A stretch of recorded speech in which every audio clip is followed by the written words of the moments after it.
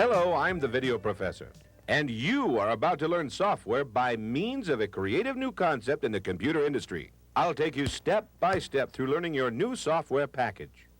On the screen now are some other tapes available in my series. With them, you can watch and learn at your own speed. Stop and practice anytime you want, and review topics you don't understand. I suggest that you view each tape in its entirety. Then go back through the lesson with your computer and your software and practice each step. All of my tapes are designed to get you up and running quickly. Once you have viewed and practiced everything that is on these tapes, I think you'll find your software manual much easier to understand. And now, let's get started. And welcome to my lesson on Windows 3.1, one of the most popular software programs available today.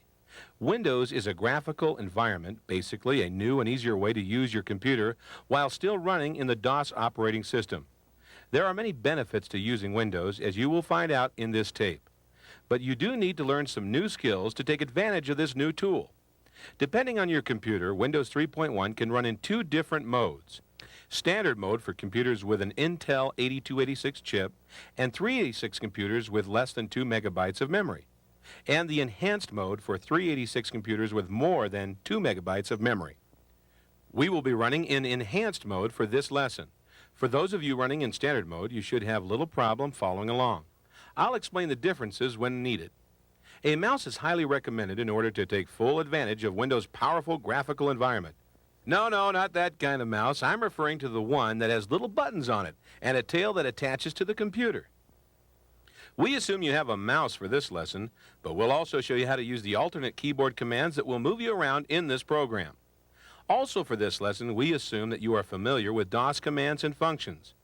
If you are not, you may want to view my tapes on learning DOS. And finally, we assume you have Windows installed and up and running. If not, installation is a simple process. You must have at least 6 megabytes of free space on your hard disk. Just place disk 1 of your Windows disk set in drive A. Make sure you are at the A prompt and type Setup and press Enter. Your setup screen appears and Windows guides you through the entire installation process. If you are not very experienced with computers, use the Express Setup, and Windows will look at your computer's configuration and set everything up for you. If you understand computers, you may want to do a custom setup to put things where you want them, and leave out some applications you may not need to save on disk space. Before we get started, I'd like to introduce you to my student helper, Pam. Ready to get started, Pam? Hello, Professor. Yes, I'm ready. Good. For those of you who haven't started Windows yet, all you need to do is type WIN at the DOS prompt. Press Enter, and the program will start up. If by some chance you didn't have Windows modify your AutoExec batch file for you, you may need to make sure you're in the Windows directory to start the program. Windows opens to the Program Manager screen. This screen is where you start any of the programs or utilities you have loaded on your computer. And it's always running in the background so you can switch to it at any time to open other programs. I should mention here that everyone's screen may look a little different from the one we have showing. Each of you will have different programs loaded on your computer, and due to previous work in Windows, may have a different startup view than ours. Viewers, I'm going to give you a few commands you can do to make our screens look somewhat the same to start this lesson. We'll go into detail later on what we are doing and how you can change to any view you prefer. We've intentionally changed our screen to help demonstrate what we are doing here. Hold the Alt key down and press the Tab key until the Program Manager shows up in this box. Once you see the Program Manager in the box, release the keys. Now press the Alt key and spacebar at the same time. Then press Enter. This should make the Program Manager a little smaller than the whole screen. Now to get rid of any windows that may be opened in this screen, press the Alt key and hyphen at the same time and type a C. Do this as many times as needed to close these windows. Now hold down the Alt key and press the Tab key again. If nothing happens, that's good. If you see any programs other than the Program Manager in this box, release the keys while that program is showing and press the Alt plus spacebar again. Then type a C to close them. Be careful not to do this to the Program Manager or you'll be told this will end your Windows session. You may be asked to save changes if you had any open Windows applications, or you may have to close a non-Windows application in the program itself. Now type Alt-W, then the letter A, and our screen should look similar. If you want the Program Manager to appear as it did before our changes, press Alt plus O and look at the options under Save Changes on Exit. If there is a check mark by this option, type the letter S to turn this option off. If there is no check mark, you can just press the Escape key to close the menu. Again, the Program Manager is the home screen or shell where you start all your Windows sessions. Notice the little pictures with words under them. These are called icons. Icons are pictures that represent different types of applications or files. These icons are folders with little symbols on them that represent groups of applications or programs. Windows uses icons extensively to make it easy to see what they do. Notice this icon labeled Applications. Here is where Windows stored your other programs during installation. One of the advantages of using Windows is that unlike DOS, where you can have only one application running at a time and then must stop to start another, Windows allows you to have several programs running at once.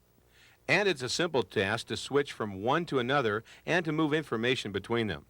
As you will see, we can do this with both Windows applications and with non-Windows applications in enhanced mode. Standard mode doesn't allow us much flexibility with non-Windows applications. Since the Program Manager is the window we use to start all our programs, let's use the mouse to open one. Pam, move the mouse around on your tabletop and notice how the arrow pointer moves in the same pattern on your computer screen. This pointer is the key to working in the Windows environment. You move the mouse pointer around and use the mouse buttons to execute actions. The three basic actions with a mouse are click, double-click, and click and drag. The left button is used primarily for all of these operations. The click action is usually used to select a window, an item from a list, or another object on the desktop. The double click is also exactly as it sounds. It is two rapid presses and releases of the button. The double click is used to execute actions, to start a program, for example. We'll see more about that in a moment. The third action is click and drag. This is used to move items around the desktop. The action is to press and hold the button while you move the mouse pointer to the desired location and then release the button. This is also called dropping the object you are dragging. Pam, let's open the game program first. Move the mouse pointer on top of the game icon and double-click the left mouse button. Remember, this is two rapid clicks of the mouse button, and be careful not to move the mouse when double-clicking. Notice the game's window appears within the Program Manager window. To bring this window up using keyboard commands, hold down the Alt key and press the W key. Once the Program Manager's window menu is pulled down, pressing the number next to the desired application inside the window menu invokes the application as if you double-clicked on it with the mouse. Professor, what exactly is a window? Good question, Pam. We need to be clear about our terms here. The entire display on your monitor or screen is called the desktop. Any box outline inside the desktop is a window. Very simply, a window is a section of the screen or desktop where you can work with your applications and documents. You may have many windows overlapping each other on the desktop, and they may be moved and placed anywhere on the screen. All windows have the same basic parts and behave in the same manner when manipulated with a mouse or keyboard. Pam, double-click on the solitaire icon or press the Tab key to highlight that icon if it isn't already highlighted, and press the Enter key. Notice how the hourglass tells you when the system is thinking as it loads the program into memory. There, a game of solitaire is all laid out for you. I want to mention again that our viewers may get a different size window than we see here. Don't worry, changing window size is the first option in window manipulation that we'll learn. To begin with, Pam, move the mouse pointer slowly to the right edge of the window and see how it changes into a double-pointed arrow. This arrow indicates the point where the window border can be picked up and sized. Hold down the mouse button and move the mouse slightly to the left. Release the button and notice how the window changed size. Now move down to the lower corner until the double arrow becomes angled. This is an indicator to tell you that you can size the window both horizontally and vertically if you pick it up there. Pam, hold down the button at the corner and move the mouse up and to the left. Do you see the ghost window border showing what your new size will be? Push the window into a smaller size, then release the button. In addition to the sizing border, you can also manipulate each window using its control menu located in the upper left corner. The little bar in this icon represents a file drawer. Pam, move your mouse pointer on top of this bar. Click and hold down the left mouse button, and a pull-down menu appears containing options to change the window's appearance. Slowly pull the mouse downward and notice how it highlights the menu options. We can move, size, minimize, maximize, close, or switch to any window. Releasing the mouse button on any option on the control menu will cause that action. The Restore option appears in a lighter shade because its function isn't available to us at this time. Pam, select the Move option. The cursor changes into a four-sided arrow. This arrow allows you to move your window with the keyboard. Press the right arrow a few times and watch your window move to the right. Pressing the down arrow key will naturally move the window in that direction. And pressing the Enter key will drop the window in the desired location. Pam, press the Alt and Spacebar keys. This is how you display the control menu. You can press the up and down arrow keys to highlight these options and press Enter to activate them. Size will allow you to change a window's border with the keyboard. Notice the underscored characters. These indicate what letter to press with the keyboard to activate these options. Also, to the right of some commands are other keyboard commands for selecting that option. Pam, press N to minimize this window. When a window is minimized, it is transformed into an icon, a small picture usually placed in the lower left of the desktop along with the title, as given on the title bar.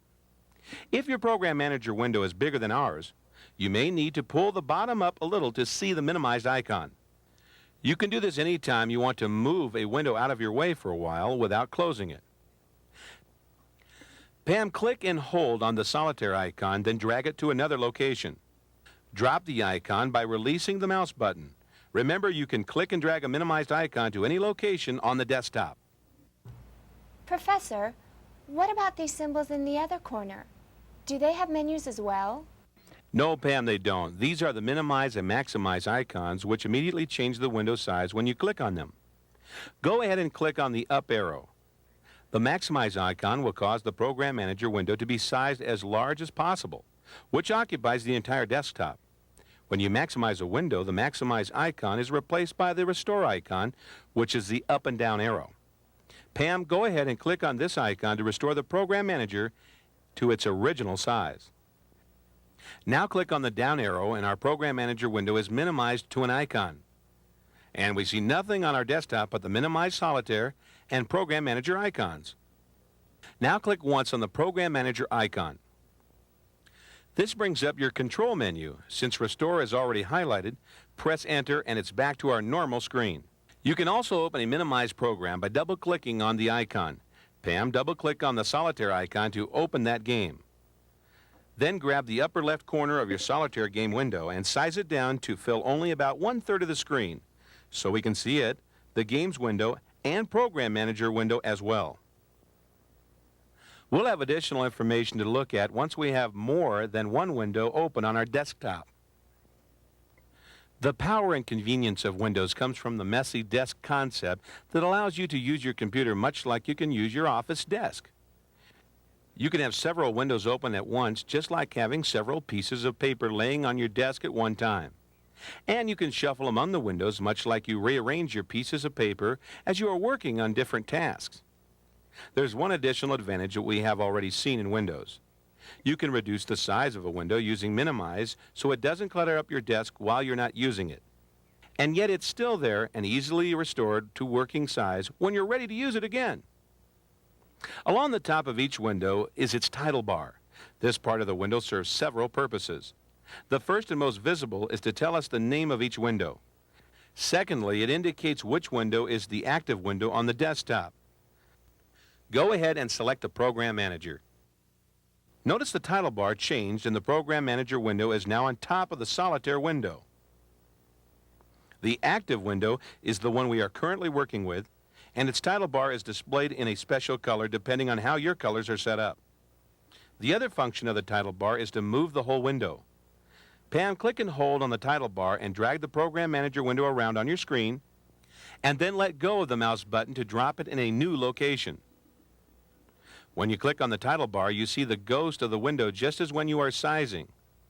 But instead of sizing, dragging the title bar moves the whole window anywhere on the desktop that you wish. Pam, put the Program Manager window back where it was on the screen. Now I want you to grab the title bar of the Solitaire window, but it's covered up. Viewers, if your title bar is covered by another window, you can click anywhere in the Solitaire window to make it active. If the window you want is covered completely, you can resize the top window until you can see part of the window below. Or you could simply hold down the Alt key, then press the Tab key until Solitaire appears in this box. Releasing the key activates that program's window. Just below the title bar is the menu bar. It consists of various options specific to each window or program. In this case, you can see the keywords File, Options, Window, and Help on the Program Manager window, and Game and Help on the Solitaire window. They are the actions available in each of the windows. Different menu options will show up in different application windows. Pam, move your pointer to File on the Program Manager menu bar and click to pull down the menu associated with that option. Did you notice that this action also made the Program Manager the active window again? The File menu operates just like the Control menu did. You can click on an option or use the keyboard commands to activate them. Again, the underscore letter tells which key to press to choose that menu option. You need to press the Alt key and the letter to select a menu, and the letter alone to activate a menu's selections. And again, the speed keys are listed on the right. You can use the up and down arrow keys to highlight the menu option you want. Then press Enter. Or click the mouse on an option to activate that selection. This File menu allows you to do all these operations to an activated window.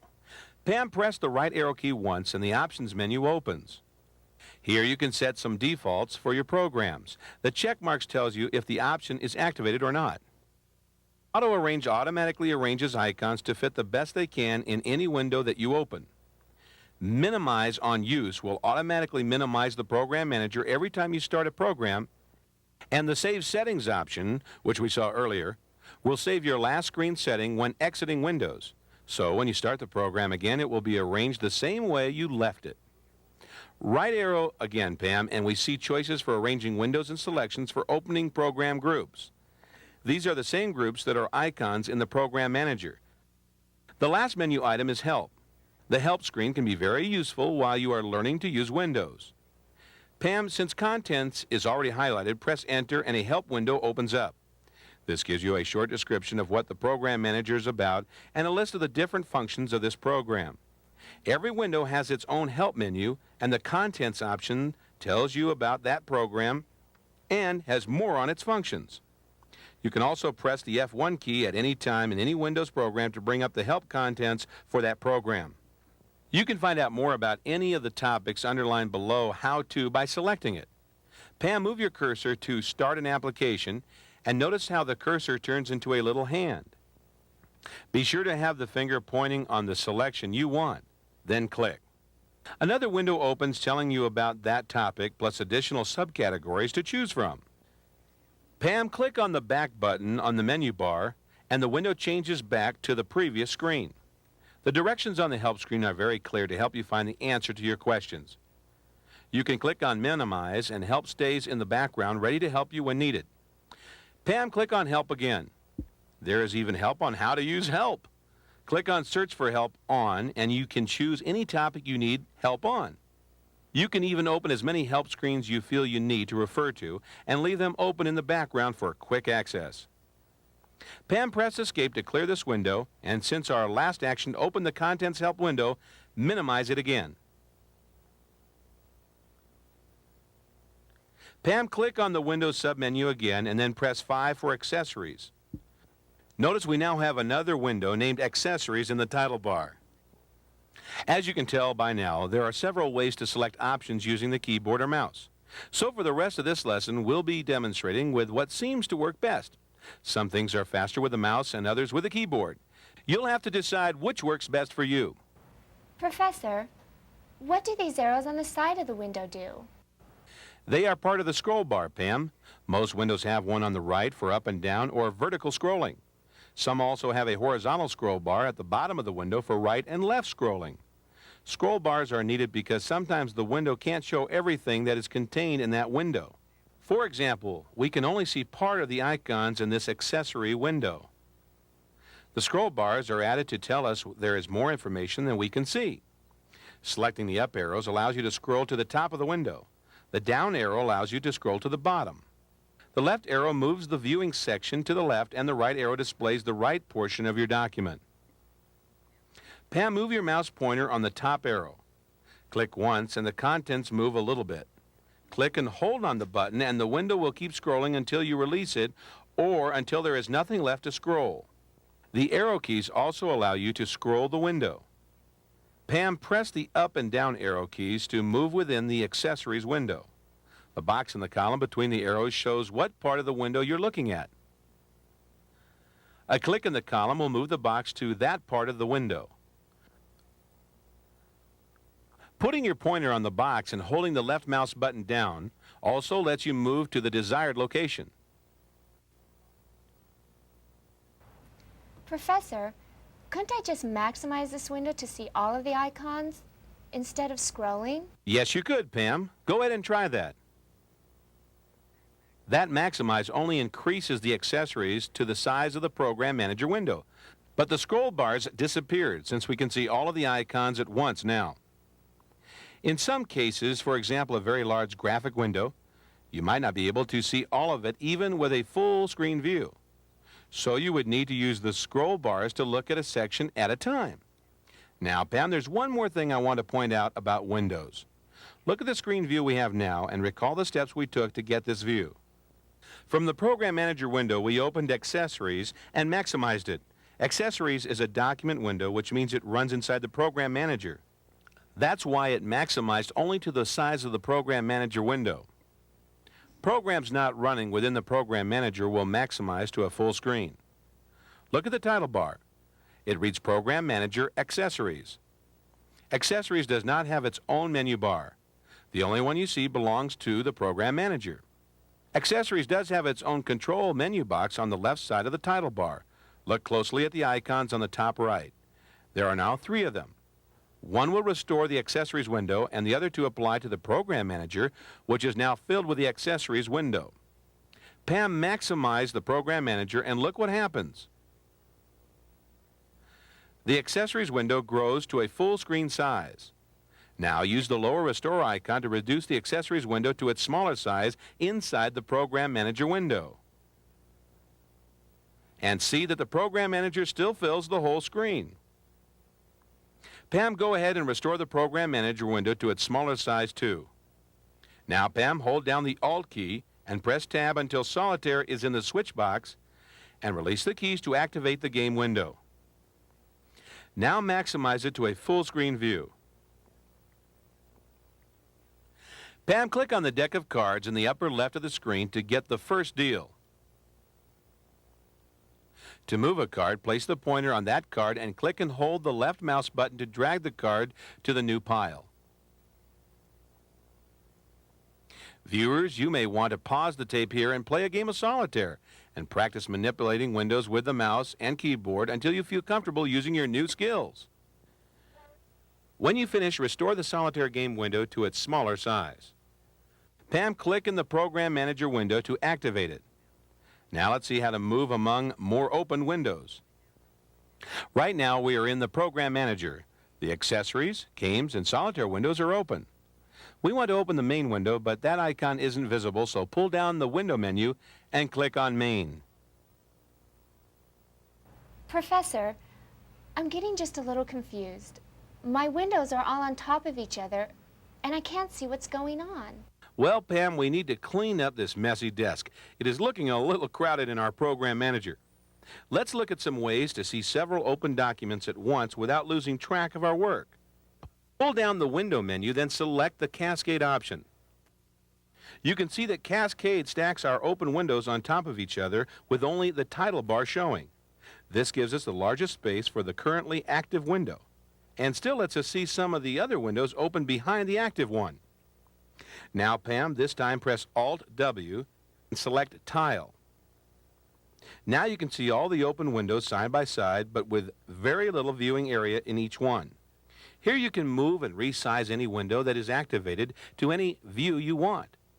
Pressing the Alt and Spacebar keys will display the control menu for the active application window. Pressing the Alt and hyphen keys will display the control menu for the active window within an open application. And maximize the Accessories window so we can see all the programs it contains. Write and Paintbrush are two very handy applications that come with Windows. Write is a word processor and Paintbrush is a graphics drawing program. Pam, select Write from the icons in the Accessories window either by double-clicking on it or by using the arrow keys to move to that icon and then pressing Enter. There, Write opened up in a window bigger than the Program Manager, although still not a full-screen view.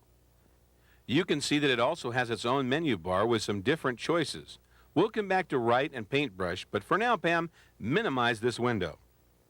Viewers, you may just want to watch this next section as we're going to take a quick tour of the other accessories that come with Windows. We won't have time in this lesson to cover all of them. I'm sure you'll find them easy to understand as you become familiar with working in other programs in the Windows package. Simply double-click on any of these icons to start the program. Notepad is a simple text editor where you can keep quick notes or edit your DOS command files, such as your system's AutoExec.bat file. It doesn't have all the extra features of Write or other full-function word processors. A nice feature is the automatic time-date stamp found under the Edit menu. And when you close the Notepad, it asks you if you want to save changes, even if you forgot before you started to close. Terminal is a data communications facility which will allow your computer to connect to others over a telephone line. You need a modem to operate this program.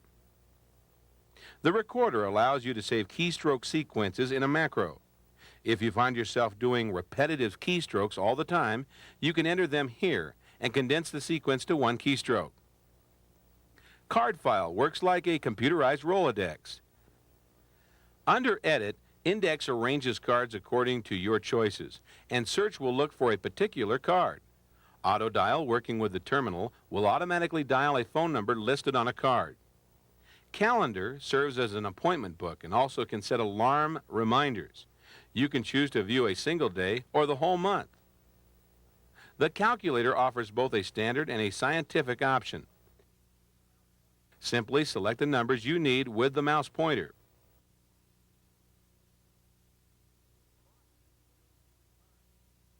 Clock simply shows you the time in either a digital or analog view. However, if you need to change the time setting on your system, that is done from the control panel, which we'll be visiting after we finish looking at the accessories. Character Map allows you to insert these special characters into your documents. You need to make sure your printer can handle these characters in order to work. Object Packager allows you to create an icon that contains a document, graphic, or template. For example, you can create a company letterhead and insert that icon into a document for instant reproduction. Media Player and Sound Recorder are tools for playing music and multimedia presentations. You need special equipment to operate these programs. Good stuff, huh, Pam? That's a lot of tools, and we haven't seen it all yet. Let's look next at the main window. First, let's close the Accessories window, but Pam, take care to select the control menu for the Accessories window, not the Program Manager, and then choose Close.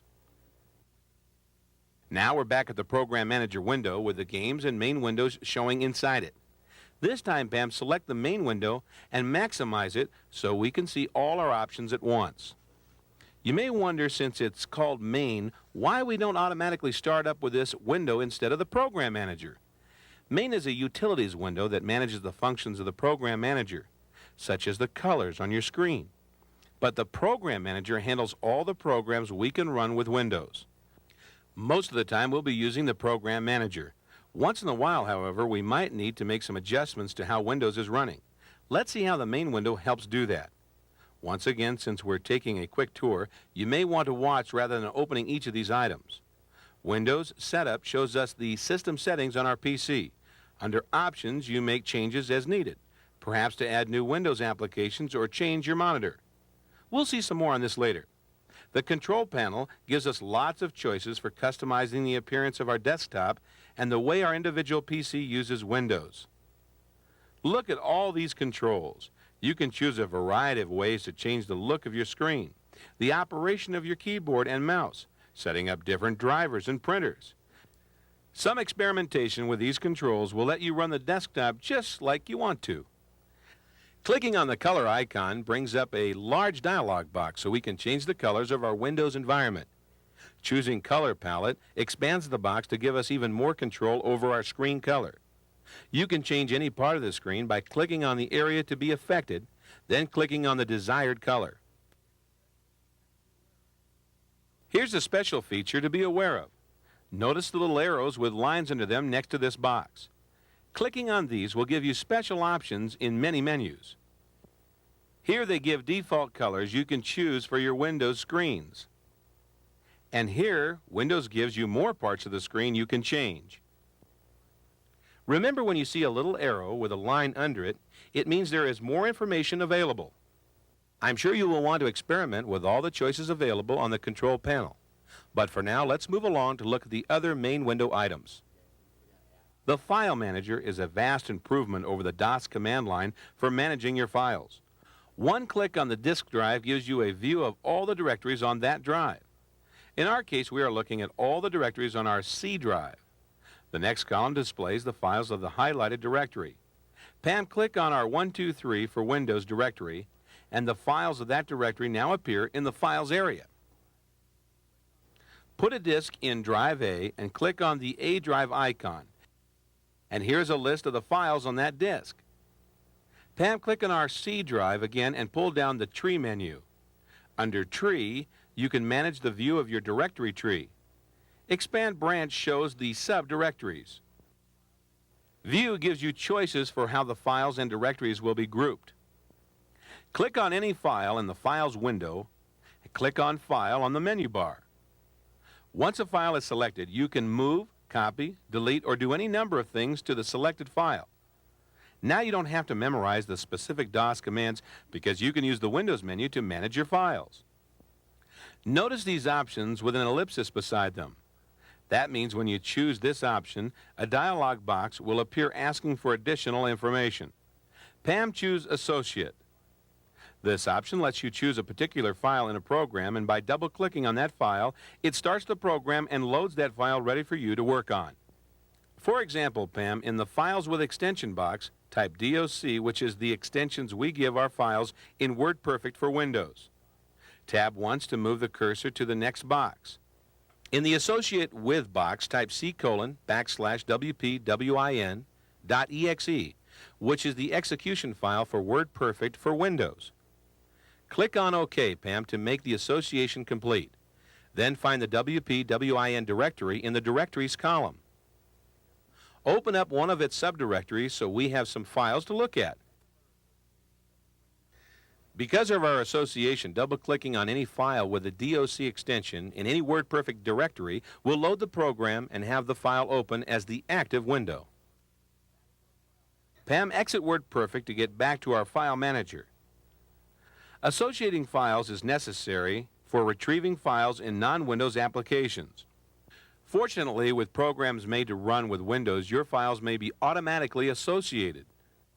Here are the different file icons you'll find in the Files directory. These page icons with lines in them represent files that have been associated. Double-clicking on these files will start the application that created the file and load that file. Double-clicking on a program or batch file icon will initiate that file in its ordinary fashion. This plain page icon represents regularly saved files, and this icon represents directories that house files and subdirectories. OK, Pam, click on Disk. Under Disk, you see some DOS utility commands. Format, Copy, Label. Now go to the Control menu and close the File Manager window. Now let's look at the rest of the applications in the main window. The Print Manager shows you the active printer and allows you to queue and review the queues for print jobs. Windows allows you to control many printer functions directly from the comfort of your keyboard. The clipboard is possibly one of the most useful features of Windows because it allows you to transfer information among files. We'll look more closely at this in just a moment. The PIF editor allows you to define specific information needed to access non-Windows applications from Windows. Remember, each of these windows have their own Help menu option that tells you more about the function of that program and how it works. An important item here is the README icon. This document contains information about the Windows program that was not included in the user's guide. You should take the time to see if there is information important to you. The only remaining tool is the DOS prompt. If there are any system tasks that you can't handle from these menus, you can go directly to DOS using this icon. If you do go there, typing exit at the prompt will return you to Windows. Close the main window again and be careful to use the lower icon so you don't accidentally close the Program Manager. Now we're back to the Program Manager. Pam, double-click on the Applications icon. Here we see the icons for other applications we have installed on our computer. Viewers, your program icons will vary widely here depending on how you installed Windows and what other programs you already have installed on your computer. Windows Express installation will put all your Windows and non-Windows applications in this application group. You may have done a custom installation and created your own groups and icons. If you installed over Windows 3.0, your old group icons were saved.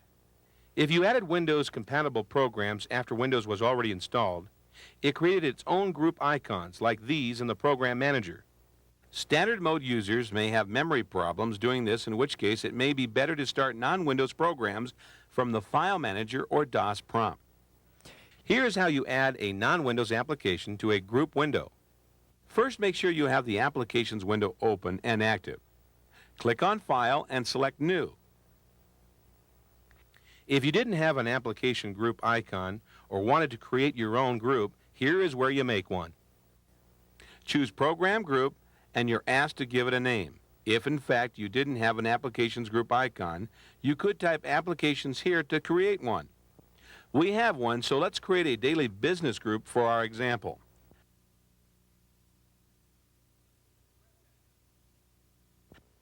Press Enter. And there is a new group window that becomes an icon when minimized. Now to add programs to this group, or any group, make sure the group window is open and activated.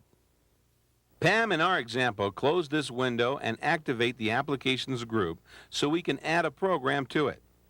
Click on File and New again. This time choose Program Item and OK. Now if you had another program we wanted to add to this group, simply type its name in the description box. Pam, let's say we use Notepad a lot and wanted it in this window. Type Notepad, press Tab to get to the command line box.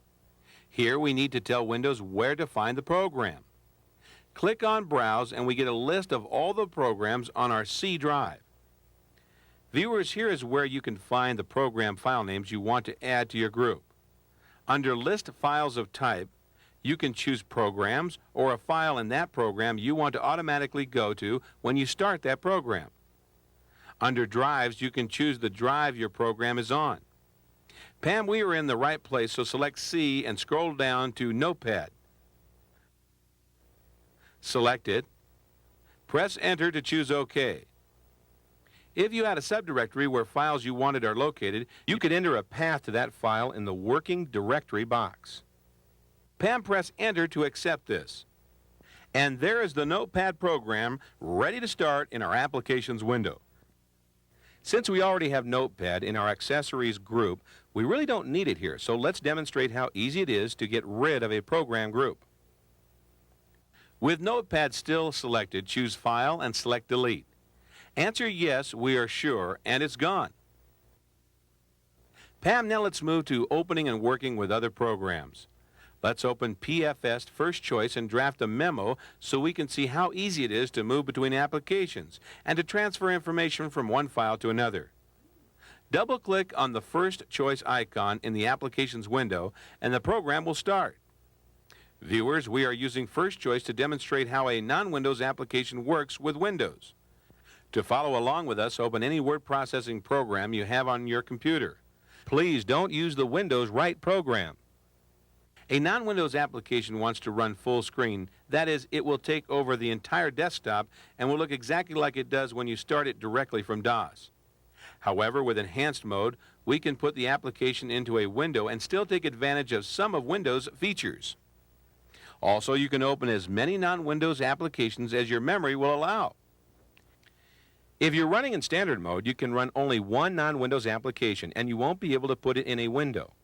You can, however, using the switching controls, switch between open Windows programs to your full-screen non-Windows program and transfer data between. Pam type Alt and Spacebar, and the program is put in a window with its own control menu, just like all other windows. Only this one has some additional options. Notice that the size and maximize are grayed out because you can't size a maximize window with normal Windows controls. All the other controls are still available. Choose Settings. Display Options lets you choose whether you want it in a window or full screen. Let's leave it in a window, so click on Cancel to accept this. Pam, press the Alt and Enter key combination and you can see another easy way to switch back and forth from full screen to a window. Again, leave it in a window. Now pull down the control menu and select Restore. This puts the program in a smaller window that does have all the regular controls, including scroll bars. Let's leave it here while we enter a brief memo. Let's say your company is having a picnic and you need to create a memo to invite the staff. Everyone pause or rewind the tape to enter this note into your word processor. Type in, "The annual company picnic will be held Saturday, comma, August 11 a.m. at the Picnic Pavilion in City Park." Please type it in just as you see it. We've made an intentional mistake so we can edit it later. Notice while typing the memo that if your program uses a mouse that you can use it in your program. This is new to Windows 3.1 and very helpful. Our first step is to move the note from First Choice into Write. And it's really easy with the Windows clipboard. First, we have to bring up our control menu and choose Edit. Choose Mark, and now we can mark the text in the document. Highlight the text by clicking and dragging the pointer across the words. Release the mouse button when the text is marked. Now choose Copy from the Edit menu. That's it. Pam, we could close the First Choice program in the usual manner, but we'll leave it open just to get a feel for Windows' multitasking feature. We just opened one application here, but in fact you could have several running. Pam, minimize the First Choice window. Now let's take a look at the clipboard to see if our sentence is there. Select Window from the Program Manager menu and then Main. From the main window, select the clipboard icon, and there's the note ready to be pasted into another application. I want to show you another feature of Windows that makes it easy to move among tasks. Open the control menu of the clipboard and select Switch to. A task list window appears and shows us all of our open programs. The clipboard, Program Manager, a VGA Pro program we have running, our solitaire game, Write, and First Choice. With a task list, we can have several jobs going at once and quickly move between them as needed. You might, for instance, keep your calendar, the notepad, and your card file open and ready for phone calls. Even if all of these routines are minimized to keep the clutter down, they are available almost instantly using the task list or the Alt-Tab key. Pam, hold the Alt key down and press the Tab key several times. Again, this is another way to see and change to all our open programs. Release on the task list. Pam, arrow down to highlight Write from the task list. Click on Switch to or press Enter, and Windows Write program comes to view. The Write window presents a blank page, much like any word processor. For this Windows lesson, I'll assume you're familiar with basic word processing functions, so we won't cover all the editing and formatting possibilities that make word processors so popular. Remember that you can always pull down the Help menu for specific assistance. You can see two symbols on the page: a flashing cursor that marks your insertion point and an end mark that indicates the end of text. Since we haven't typed anything yet, the end mark is at the top of the document.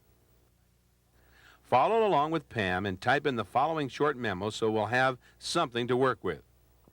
Again, pause or rewind the tape to enter this text. Date, tab, August 1, 1992. Press enter. On the next line, 2,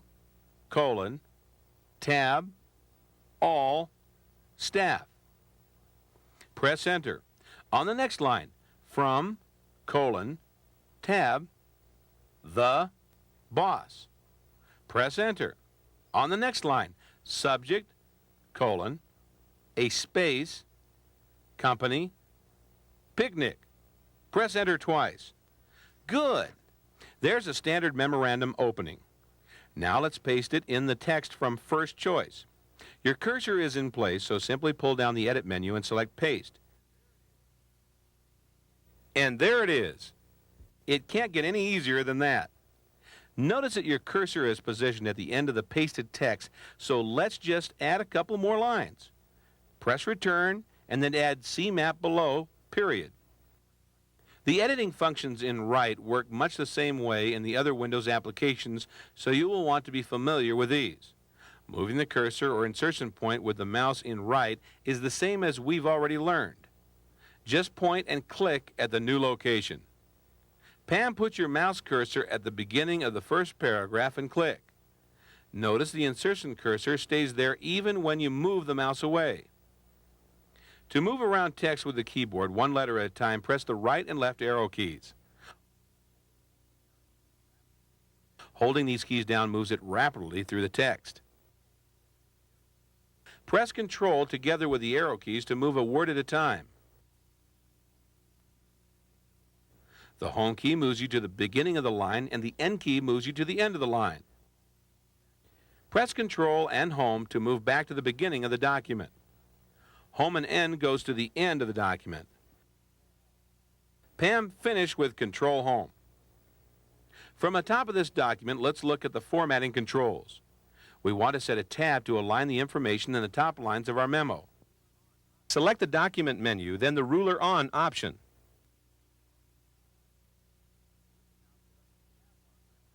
With the mouse, select the tab marker as you see Pam doing. If it is already dark, that means it is already selected. Now click at the 1-inch position on the ruler, and we have an instant tab marker at 1 inch, and the text we moved with tabs all moves to our new tab setting. Move your cursor before the C in Company and tab once. Now our text is all lined up. Look at the information the ruler gives us. We see the left margin marker, the arrow facing inward, which is set at 0. 0 actually defaults here 1.25 inches from the left of the page. Line spacing is managed with the central set of boxes. The single spacing symbol is currently active. And alignment is handled with the set of boxes on the right. Our memo is currently set for Left Justify. Now let's use the editing functions to make some changes in the memo.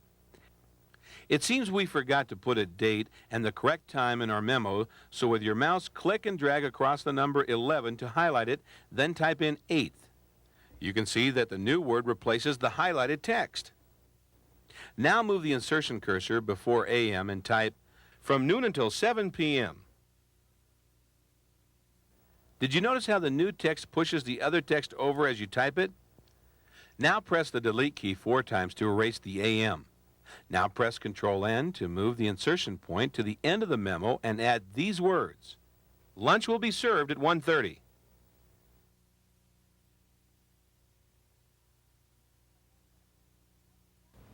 Professor, I think that line should go before the one that says CMAP.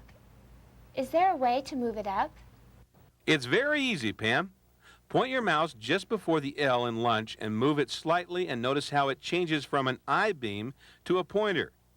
This lets you know if you click before the line when it's a pointer, it will highlight the whole line. Double-clicking will highlight the whole paragraph. Make the cursor an I-beam. Click and drag across the text and you can highlight it as much as you want. Highlight the whole line. This is called blocking text, and once text is blocked, you can do any number of editing functions like moving, deleting, underlining, and changing its appearance. Now select Cut from the Edit menu. Move your insertion point to the place you want the line to go. And select Paste from the Edit menu.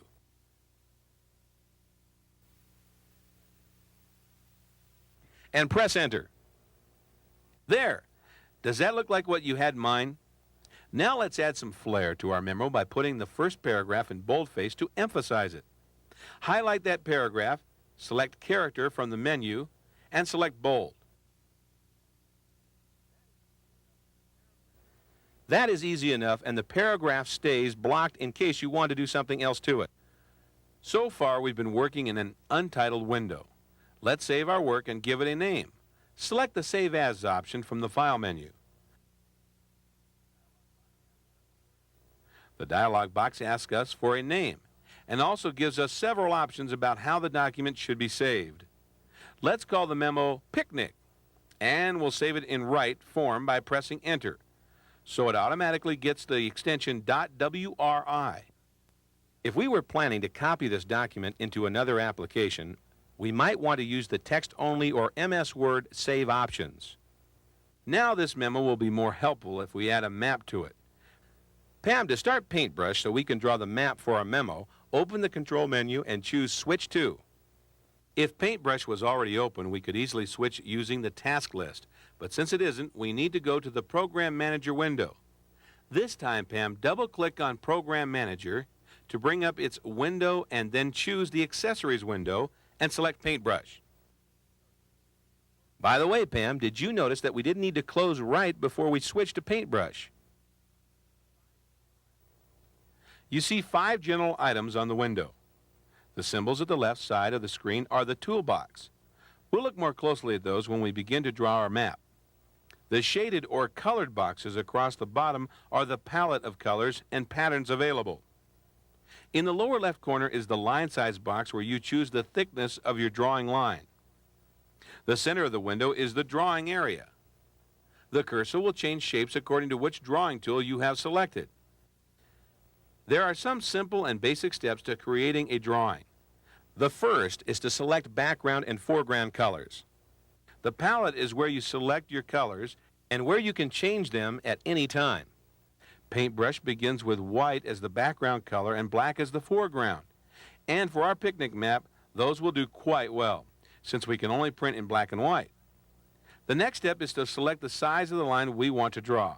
Pam, let's use the third down line size for our map. So click on that line in the line size box.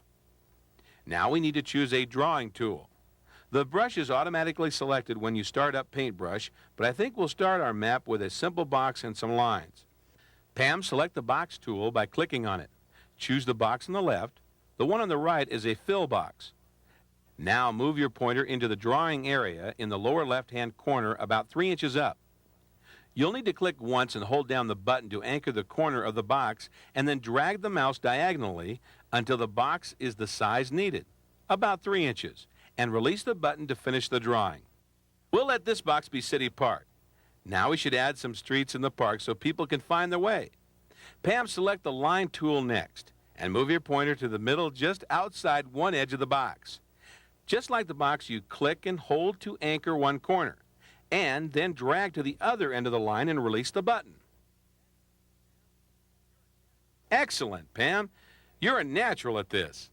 Let's try something a little different now. Select the Curve tool and once again move your pointer into the map. This time anchor one end on the left side of the straight line we just drew and then drag the line toward the middle of the bottom line and release the button. When you have set the line, move your pointer away from the line a little bit and press the button again. Drag the mouse and see how the line curves in the direction you're moving. Release the button when you have the line where you want it and click again to place it. You can curve the line in either direction. Pam, every park needs a fishing pond, so let's make one. We needed to select the filled circle tool so we can color our pond, but first let's select our colors. These two boxes represent the foreground and background colors. The little one is the foreground. You can change the foreground colors by clicking on a color with the left mouse button and the background with the right button. Pam, choose blue for foreground and black for the background. When our map prints in black and white, it will look like a shade of gray. Select the filled circle tool and move your pointer into the map and press the button to anchor the corner of the pond. Then drag the mouse until you have a good pond shape and release the button. Well, Pam, we have a pretty good map of City Park here, so let's try one more tool to draw a picnic table to show where the picnic is. First, we need to change back to our regular foreground and background colors. Now choose the brush tool and the second line size. Here is where you really get to be an artist. The brush is used to draw freehand shapes, so Pam, just draw a simple picnic table. Just like the other tools, you click and drag the mouse to draw a line, and then release it when you finish the line. It's like picking up your pencil from the paper between lines.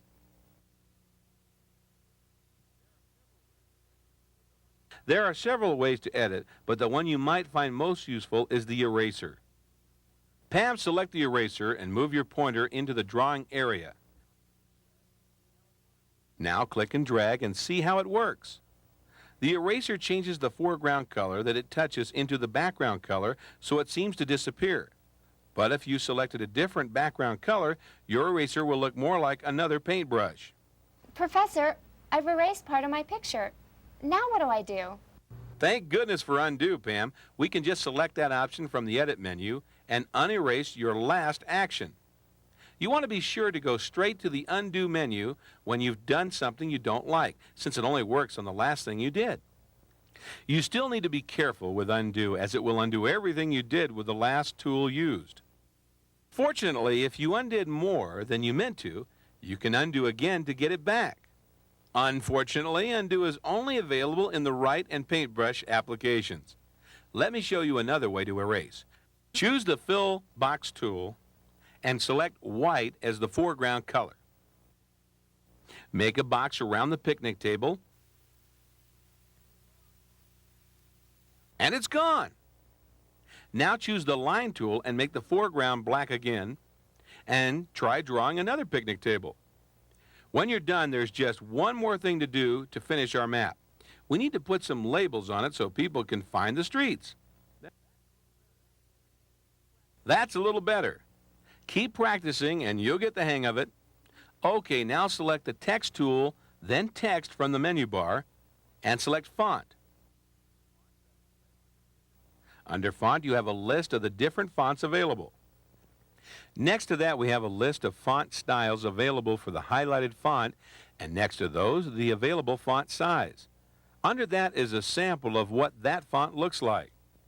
Pam, choose Times New Roman, and notice we have more font styles and sizes available, and a sample of that font. Let's keep Times New Roman and choose Bold Italic and a size of 12. Good. Click on OK. Now we're ready to put some text into our map. Pam, position the cursor along the street that crosses the park and click to anchor it at that location. Pam, let's call this street Cross Street. Good. Now let's label the whole map City Park so people will know what park this is. I'm sure you'll want to come back to this program and practice some more, and also try using some of the tools we didn't get to in this lesson. But for now, I think we should save our work. Pam, choose Save As from the File menu, and let's call this picture Map.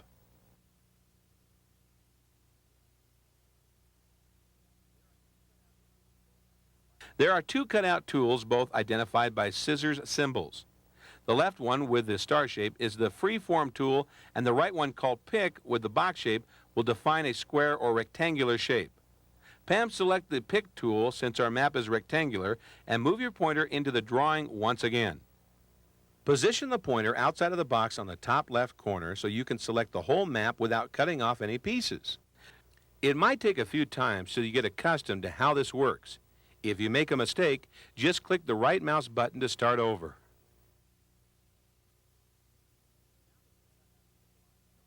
Now that the cutout is defined, go to the Edit menu and select Cut. This places our map in the clipboard. Though it is cut out of this screen, it is saved so you can easily retrieve it to do more work on it later. Now, Pam, we can close the Paintbrush program using the Control menu. Since we don't have our map on screen, we don't want to save this, so say No.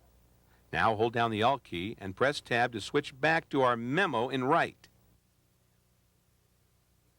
Pam, position your cursor below See Map. Click to mark that position, then hit your Enter key. Pull down the Edit menu and select Paste.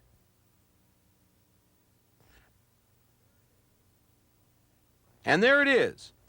Maximize this window and press Control Home so we can see our whole masterpiece. It looks great. So Pam, I think you should save your work again. Since we already have a file name, just click on Save and it's saved again.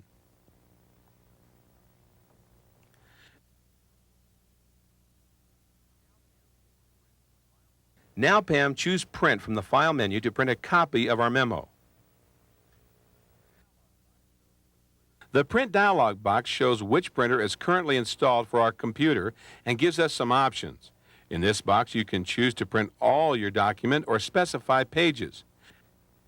Next to print quality, you can choose how you want your printout to look. Pam, choose 300 so we can get the best picture of our map.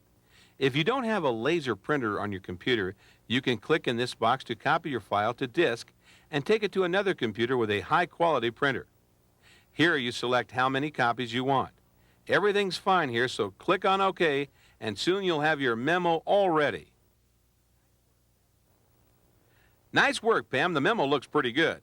Well, it's time to close all our programs and exit Windows. To properly exit, you should close all your open programs before closing Program Manager.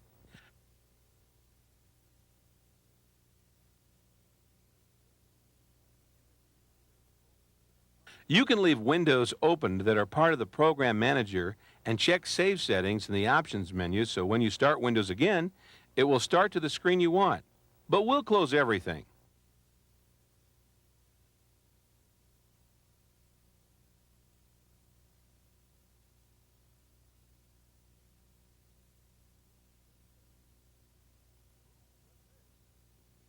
Oops, what's this?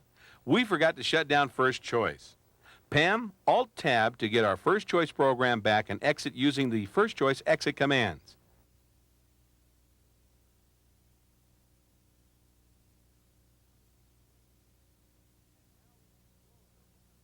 And now we can close our Windows session and get back to the DOS prompt to turn off the computer. Well, Pam, that's our Windows lesson for today. Thanks, Professor. You really make this easy to understand. And thank you, Pam, for being such a great student. On the screen now are some other tapes available in my series. For now, happy computing.